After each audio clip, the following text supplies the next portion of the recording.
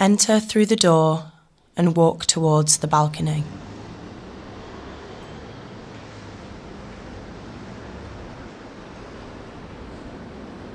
Feel the air brush your face.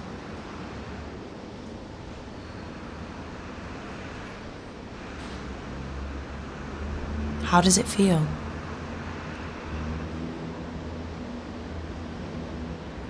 Hold the railing, grip your hands around it, and take a deep breath. What do you see? What do you see of Manchester? All Saints Park is in front of you. It was a Victorian cemetery before it became what it is now. Over 16,000 lay under it. Part of Manchester's soil, of its earth, of its foundation. Each person with their own life. Each of them were children once. Each of them laughed once. Each of them with their own journey. All of which knew Manchester in their own way. 100 years ago. Manchester is rich with history, with heritage, with culture. Museum, Cottonopolis, the rainy city. But what the city lacked in sun, it made up with in its people. Vibrant people, community-driven people. A city filled with love and friendship. Now imagine Manchester 100 years from now. Manchester has become a grey jungle. The buildings over 100 stories high, their heads surrounded by a thick smog. The disparity between decadence and decay is magnanimous. Small shanty towns clustered like flower beds at the bottom of the steel giants that intimidatingly tower over the city. The air is hot, but not a nice warming hot, a congested heat. Like a fever that coats your muscles and aches your skin. Sickening humidity. All the trees of the city have crumbled down, with the roots of the buildings unearthing them. And there is a smell, a pungent odour. A smell that a local no longer notices, but for a visitor, it would fill their nose and gullet immediately. Rain. But not a light, crisp rain that one may smell in nature. Not a rain that's sweet and refreshing like mint or citrus. No, this rain is acidic. A rain that erodes everything it wets due to the toxic fumes permeating the clouds above. Manchester has lost its colour. It's lost its spirit and community. Once a place that's vibrancy drew in many, a place where the underdog wasn't an underdog but a champion overlooked, a city spilling with artists and creativity and innovation, where the rustic architecture sketched out and decorated the streets, a kingdom for the working class, where the bar was set over not how much gold or silver someone may flaunt on their body or bank, but the passion and fire within one's soul, within one's mind, within one's heart, where the working class man may be proud of his humble yet fruitful life. This very man now resides in a tatty blue tent at the bottom of the newly built 50-storey apartment block on Bendick Street. A cluster of concrete blocks where elitism has shown its ugly, bulging, greedy face. Manchester has become grey. Dark grey, light grey, blue grey, swamp grey, but nevertheless grey. Gentrification was Manchester's sickness. Austerity is its infection. Life has become grey in Manchester. The people have become grey in Manchester. Even the colour couldn't afford rent here anymore.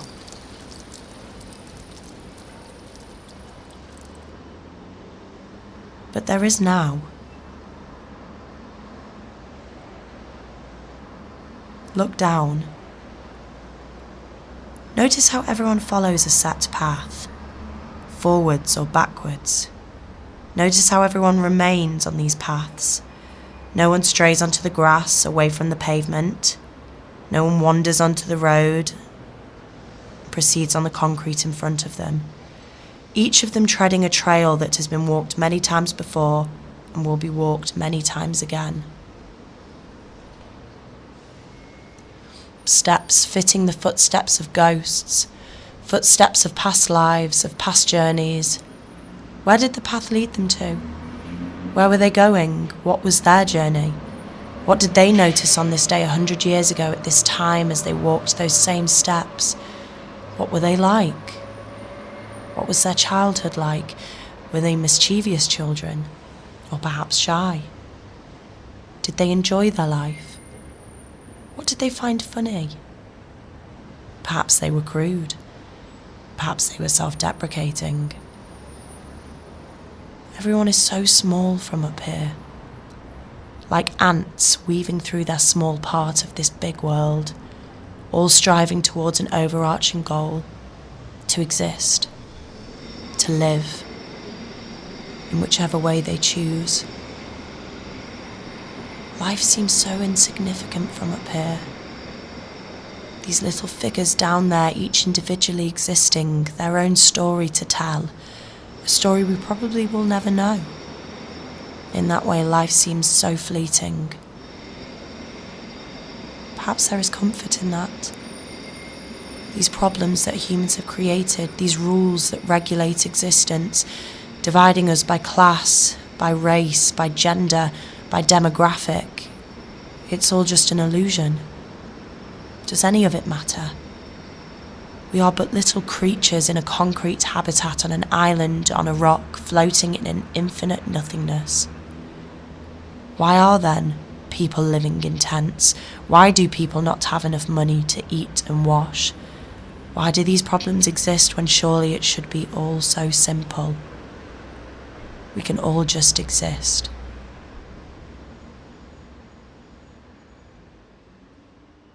Someone has noticed you. They are watching you. Do you see them? Look, by the tree. They've been watching you for quite some time. Wave. Did they wave back? Hold their gaze.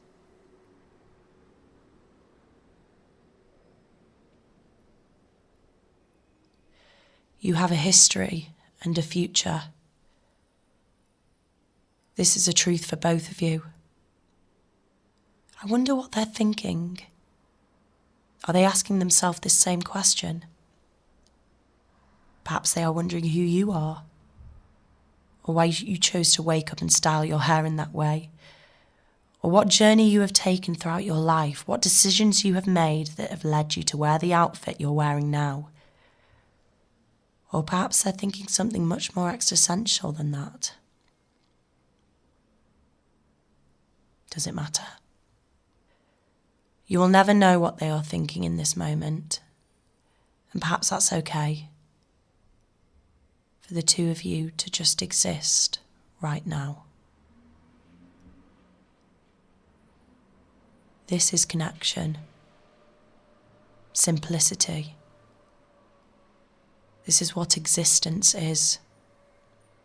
No words, no physical contact, and in a proximity that is so distant, and yet here you are, both just existing and acknowledging each other's existence.